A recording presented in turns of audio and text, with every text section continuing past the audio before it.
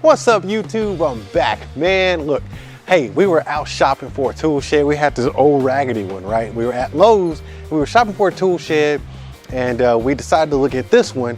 And my wife, for some reason, decided to pull up a YouTube review on it, and she couldn't find anything except this one video. And you know what? That video was so bad. She said, "Babe, I think you need to do a review on this thing because the one I watched, it was horrible. So people need to know about this tool shed because the video that's out there is horrible, so you should do a review." So I said, you know what? I gotta do what I gotta do. So check this out, man. This is a Suncast Sutton 7x7 tool shed. There's actually other sizes for this thing, but we decided to get the 7x7 because of our budget. I think it was about maybe 500 bucks. It was on sale. We decided to get this one just because of the way it looked. It has a nice little house looking style to it. It actually kind of matches our house, so it worked out pretty perfect. But let's go ahead and take a look inside this thing. So first of all, I love the handles, man. It's got like some real classy handles. These are actually literally the same type of door handles we have on our doors at home. So when I said it matched our house perfectly, I wasn't playing around. Also, check out the windows. I didn't really see a need for windows, but now that I've actually got all my stuff in there, it actually, you know, it's kind of nice to just peek in there and see and make sure my stuff is still in there. Anyways, these are plexiglass windows, so it's not glass or anything. Now this thing is made out of some type of plastic resin material. It has this ventilated top up here. It's also in the back as well. I want to say it stands about 8 feet tall, but it's got shingles up there. I'm gonna go ahead and reach up there so you can see. Well, let's go ahead and open it up. Let me get my lock off here. Kick that lever to the side. All right.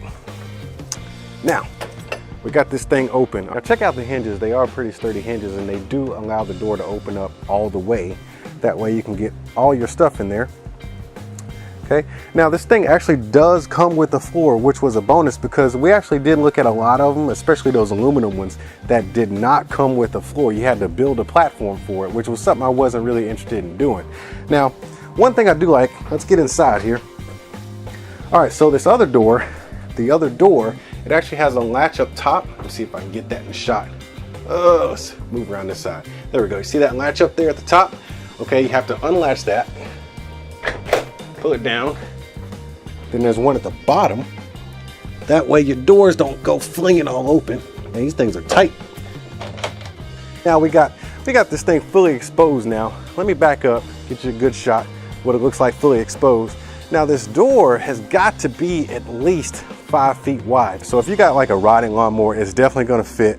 You can actually probably fit 2 small riding lawnmowers in here. There's my full-size lawnmower right there. The walls are actually sturdy enough to actually put up some shelving. I got some shelving up here, and this is just something I kind of concocted with some materials that was left in my garage.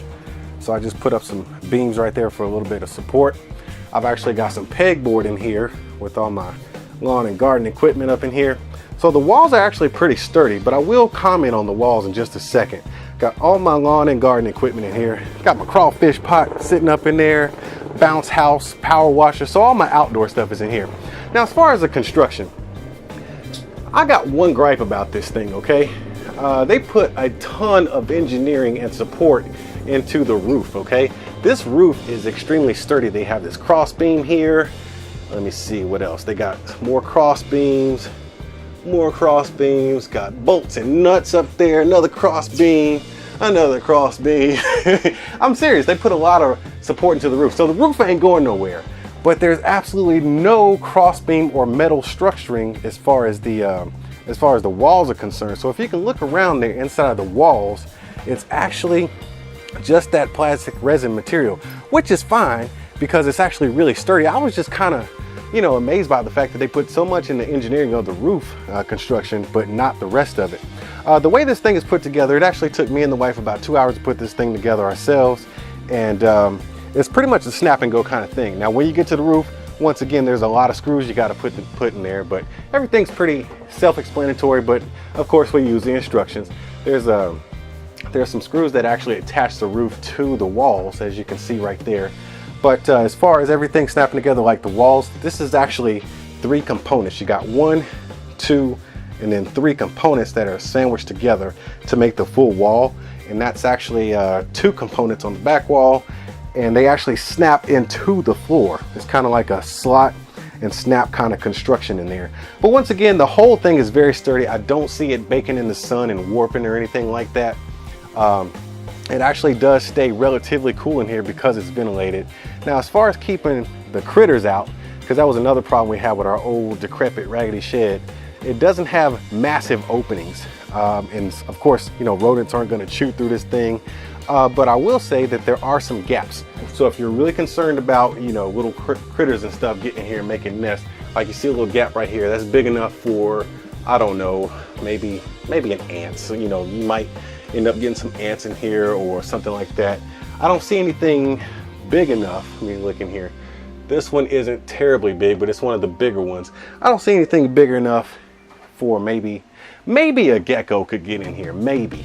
I don't know how small those things can squeeze into, but even the little louvers up here, it's actually protected by a mesh material. I don't know if you can see that through the camera, but that's a mesh material up here. As far as letting critters in, man, I don't think you're gonna have too much of a problem, especially with big stuff. I don't know, maybe wasp, maybe, but you know, it just depends. If you want to get some sealant and kind of, I think I'm gonna go to Home Depot or Lowe's and get some, see if I can find some type of foam sealant or something to kind of spray around the seams, because I really do not want any, you know, creepy critters running around here. Especially you come up in here and get stung by a wasp, man, you're not gonna be having a good day. Anyways, I just wanted to share this with y'all because the review online was so terrible, I had to do my own review. Let me back up and get a frontal shot.